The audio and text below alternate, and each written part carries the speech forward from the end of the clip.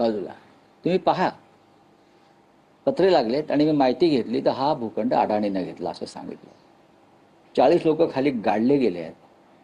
ही राक्षसी भूक जी आहे, ही राक्षसी भूक भारतीय जनता पक्षाची आणि त्यांना पोसणाऱ्या उद्योगपतींची, आणि त्यांना या राक्षसांना मुंबई आणि मराठी माणसाची अस्मिता सुद्धा गिळायची. एकदा मुंबई गिळली का मुंबई वेगळी केली जाईल मराठी माणसापासून, हृदय तोडलं जाईल महाराष्ट्राचं. मग यासाठी आम्हाला सज्ज राहावं लागेल. जर 106 हुतात्मे तेव्हा झाले असतील तर शिवसेना आणि महाराष्ट्र नवनिर्माण सेना, राष्ट्रवादी काँग्रेस, आम्ही सगळे ज्यांच्यामध्ये मराठीची मशाल पेटली हृदयात, ते सगळे आम्ही रस्त्यावर उतरल्याशिवाय राहणार नाही मुंबई वाचवण्यासाठी. मतदान ही पहिली लढाई आहे. मतदानाच्या माध्यमातून मुंबई जिंकणं मराठी माणसाची ही पहिली लढाई आहे. अशा अनेक लढायांना यापुढे आम्हाला तोंड द्यावं लागेल. पण आम्ही पूर्ण खात्रीनं सांगतो, मराठी माणूस जागा झाला.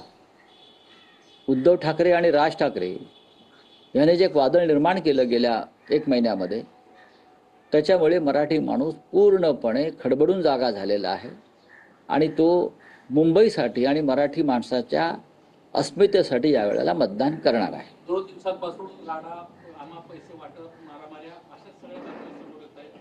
धुळ्यामध्ये तर शिंदे सेनेच्या कार्यकर्त्यावर भाजपच्या लोकांकडून दगडफेक करण्यात आली घरावर, अशा हे फार चांगलं आहे.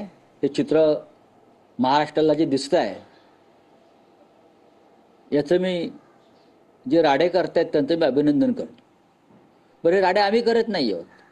आम्ही जर राडे केले असते तर आमच्या लोकांवर तडीपाऱ्या, मकोका असे गुन्हे देवेंद्र फडणवीस यांनी लावले असते. अशी कर्म लावून आम्हाला बाहेर काढलं असतं. आम्हाला आता हरामाचा पैसा वाटला जातो हे मी सांगत नाही, हे भाजपचे मंत्री गणेश नाईक सांगतात की हरामाचा पैसा वाटला जातोय.